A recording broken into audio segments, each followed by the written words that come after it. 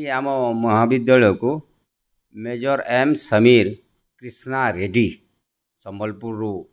आसी से होती एनसीसी ऑफिसर एवं से आसिकी आम महाविद्यालयर एनसीसी रिलेटेड समस्त भित्तिभूमि तदारख कले परिदर्शन कले मो सहित एवं से प्रतिश्रुति देले अति शीघ्र पंचायत महाविद्यालय को एनसीसी रिज्यूम करिवो बोली एवं आमे आशावादी मध्य कारण आपण माने जानिछंती आसंता 10 एवं 11 रे आम महाविद्यालय को नाग पियर टीम परिदर्शन रे आसुचंती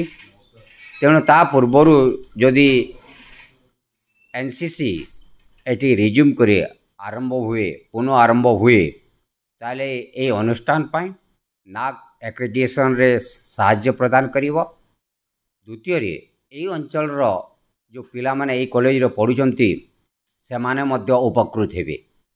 एटी कहिबा को मु चाहे ए कॉलेज रे अनेक पिला एनसीसी नेबा पई एनसीसी को कैरियर करि थांती एवं अनेक पिला विभिन्न पद पदवी रे